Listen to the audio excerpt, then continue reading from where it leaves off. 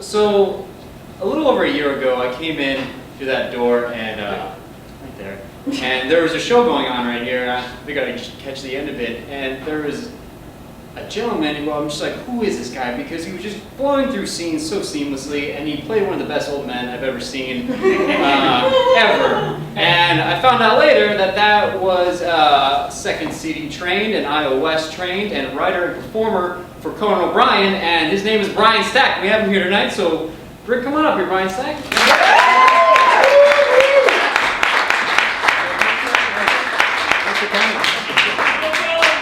Thanks for coming out. Be comfortable? You good? Oh yeah, you're good. Yeah, thanks. I think we have pretty good specials here. I wasn't listening. What's that? We have the drink specials here. I don't know. Oh yeah, that's some very fancy bourbon. I remember. Fancy bourbon? I gotta learn my bourbon names. Just fancy bourbon. Yeah, Take yeah, order probably what first. it's called. Okay, yeah, that makes sense. You grew up in Chicago, right? Yeah, I'm from the Chicago suburbs, and then I lived in the city for about 8 years before moving to New York to work for Conan. So how was your childhood, and how did that influence your comedy throughout your whole life? Well, I was always a huge comedy fan. Never really saw myself necessarily doing it myself because I was too scared to try it for a long time. Like when I was in college, Mick Napier, who's now a very eminent director and teacher, lived on my dorm floor, and he would encourage me to audition for his improv group, and I never had the guts to do it. But he told me about Improv Olympic, and I finally got up the nerve to start performing when I was about 22, and yeah, I've been doing it ever since. What do you think was holding you back? Why didn't you go do it? I think I was just scared of it not working out. Like I always thought it looked like a lot of fun, but I think it was just getting over that. Because the first scene I did, it was love at first scene. I was just instantly hooked. Yeah, it was like just in an introductory acting class my senior year I took for fun, and we were on a park bench, and I just remember I never had that much fun before in my life, and it just. I just wanted to keep doing it. After that, I was really hooked. Yeah. I've learned that you really enjoy music, of course, like a lot of people. Yeah. And you've gone on record saying that you would love to go and play music if you weren't doing comedy. If you were in a band touring, what would your name be? What would the band be? Oh, that's a good question. Probably something really stupid. God,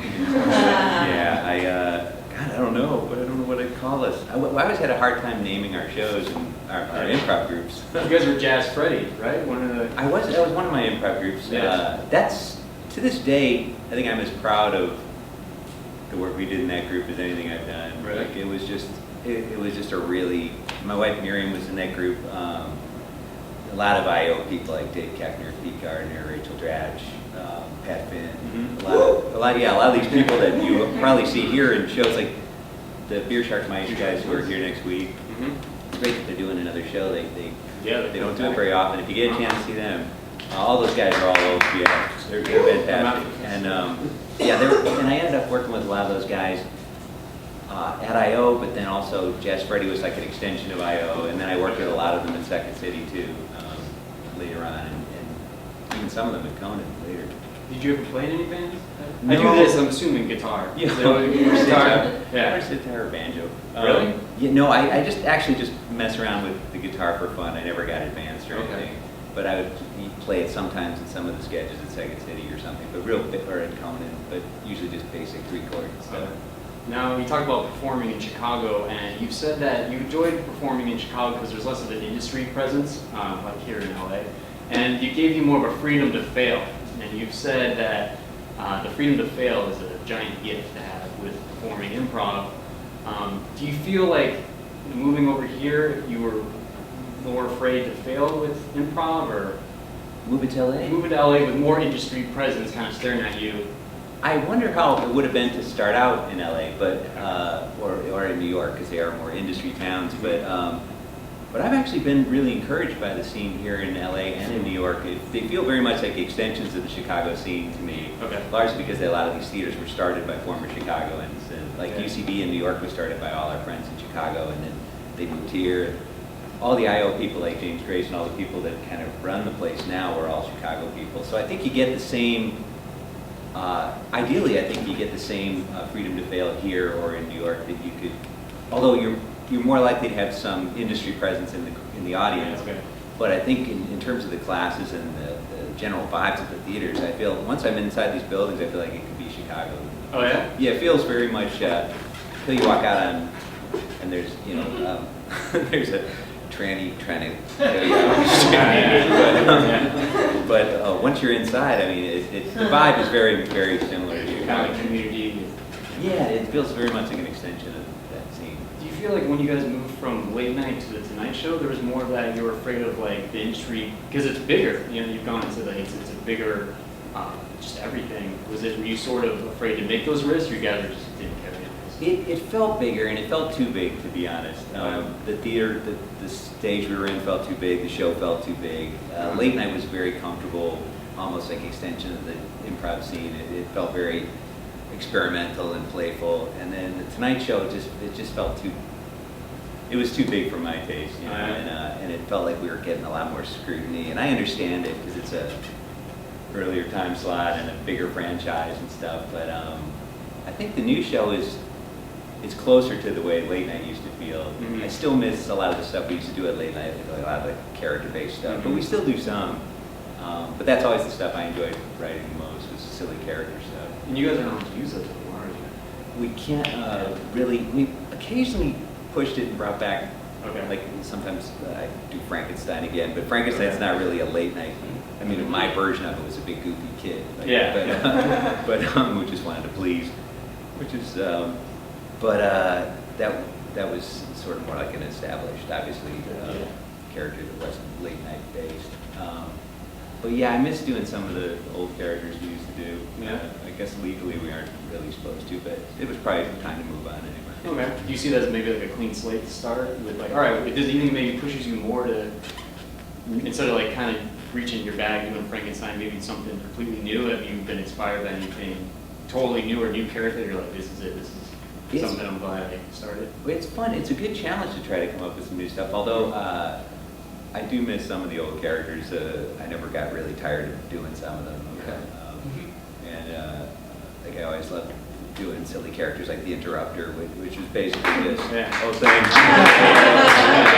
It was completely crazy, and they all had these horrible lives. But they were kind of gleefully okay with it, and I think that was my favorite stuff to do, and we don't do as much of that anymore. But we do some, like, been doing this catty fashion assassin character which has been kind of fun, and so I still get to do some, and I'm very grateful for that.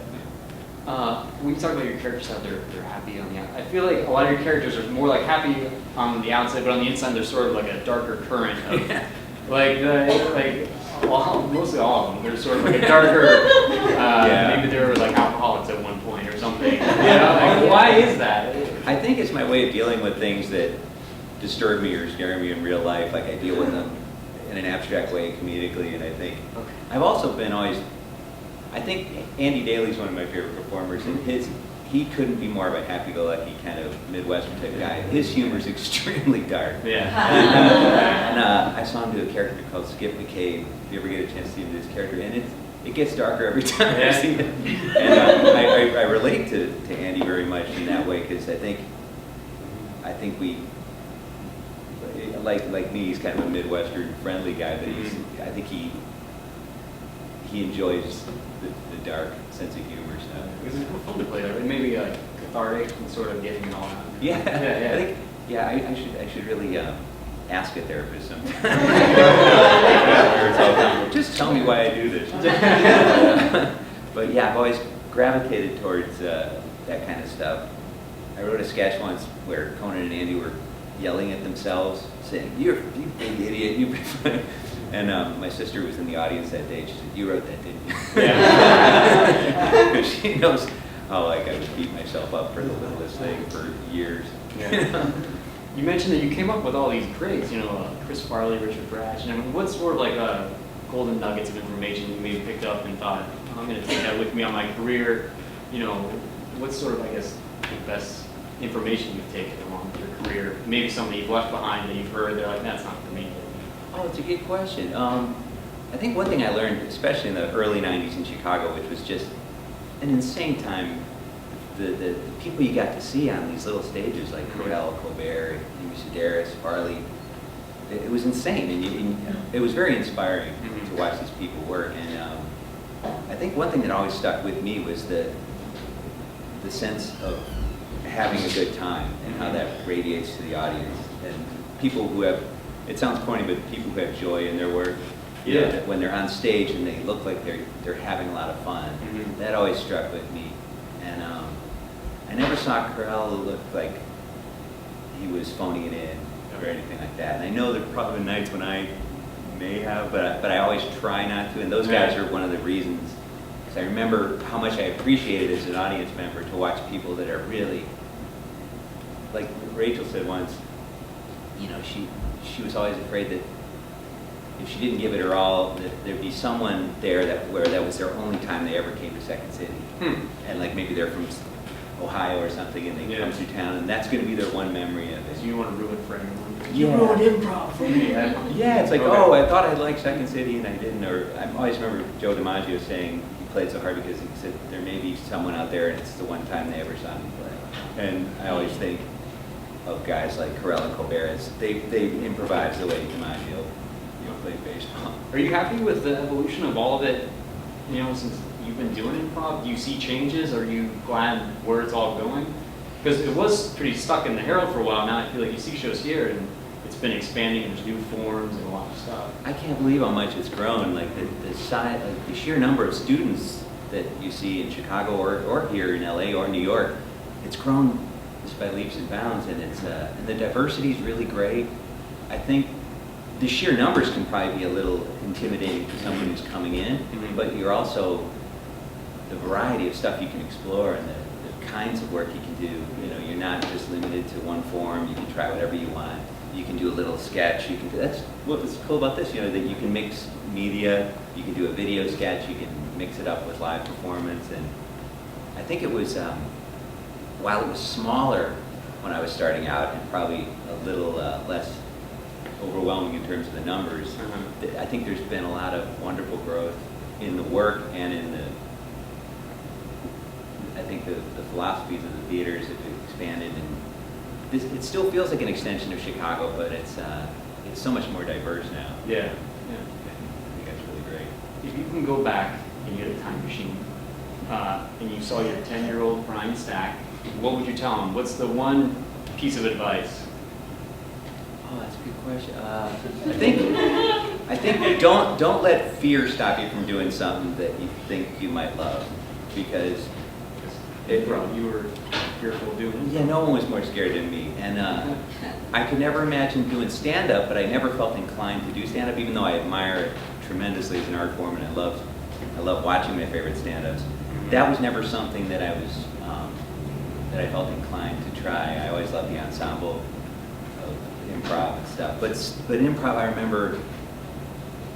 I wish I tried it years before I actually did, you know, because the worst thing, I think one of the best pieces of advice I ever got was people come to terms with the risks that don't pay off. It's those what ifs that kill you, where you're just like, oh, what's the worst that can happen? You know, just give it a try. Yeah. You can come to terms with it if it doesn't work, but if you really think you'd enjoy it, don't let fear stop you. Thank you very much, Brian. You mind sticking around doing a scene? Sure. Okay.